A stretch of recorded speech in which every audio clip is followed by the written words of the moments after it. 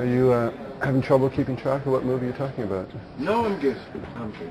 I'm just fine. You're on it. This is an amazing kind of version of a sci-fi kind of film, and I'm... You've only called me Forrest twice. Yeah. It's fine. Yeah. when me and Forrest did the kissing scene, it was... I just tried to not send me. You're keeping his ego in check, right? What,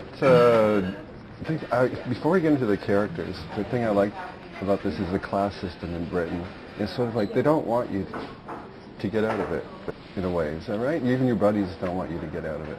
Yeah, kind of, in a way. I mean, I think we were going through a period where Margaret Thatcher had come in, and she tried and she'd succeeded in changing us from more of a socialist state to a nation of individuals looking inward instead of outward, and self-serving and money grabbing, and it was about climbing ladders and getting to the top and succeeding and all that. I think it was happening in America as well.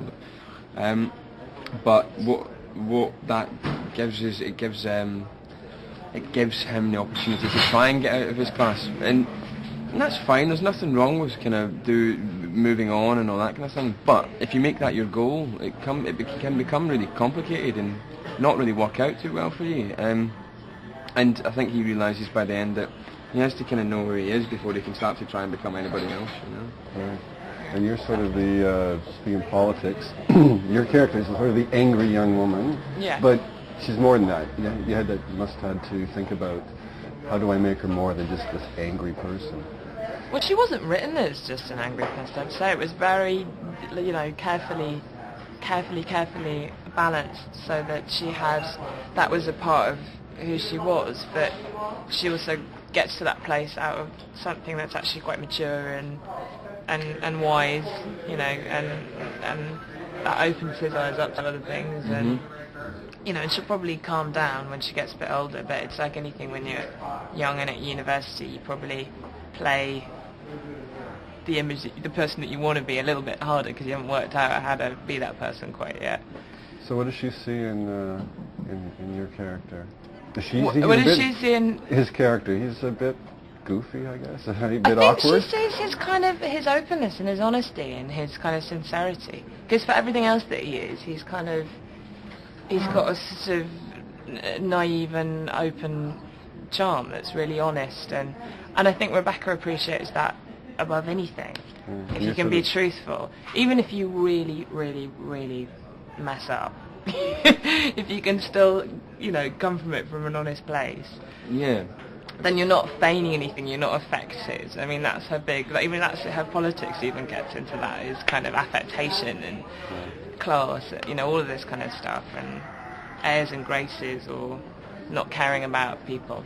No. So how great is it to see a film where, like in real life, you don't have to be 6'5" and gorgeous to be charming, or to be maybe attractive, or to be possibly sexy at times, even if you don't instantly seem it.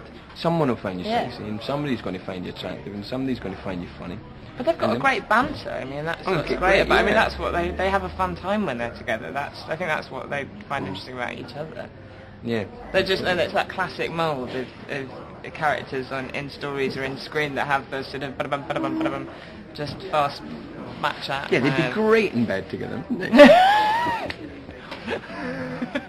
What did you relate to about Brian? Do you have those awkward moments in yourself as well? It's very easy to relate to Brian, in that, I've been 18. I've went to an institution of higher education. I went to drama school, but that was weird enough. So I had a lot to relate to there. And I came from a working class background, and I was trying to express myself, and maybe sometimes I made the mistake of trying to pretend to be a little bit too middle class, and I understand that. I understand making bad decisions with women, and I don't mean the kind of decisions that Brian had, because Brian had two very amazingly beautiful women to choose between, and it was very weird for him. It was never like that for me, but getting it wrong all the time and making mistakes along the way and being incredibly embarrassed is something that I think I and loads and loads and loads of people can relate to. Oh, I can't. I've never made a mistake in my life. You never? Nah. You never embarrassed yourself? You just farted. No? You told them.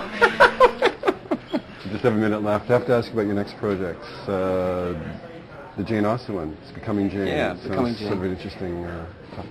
Yeah, it's just about the hypothesised relationship between Austen and this guy, Tom Lefroy, who was going to propose to her and all that, and kind of draws parallels between how that might have affected her writing and been the inspiration for people like Darcy and Wickham, and Collins and all that kind of thing. So yeah, it should be interesting.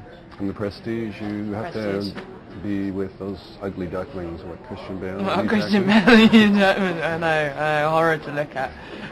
Couldn't go. Yeah, no, that's coming out before the end of the year. Hopefully. What's that about? It's about magic and illusions and in turn of the century London. Well, yeah, about 1890 London. All right, thanks very much. Thanks very much. Nice Cheers. meeting you. You too. Enjoyed the movie. Nice to meet you. Thank you. You sign again if you want, and then we can talk to you two of your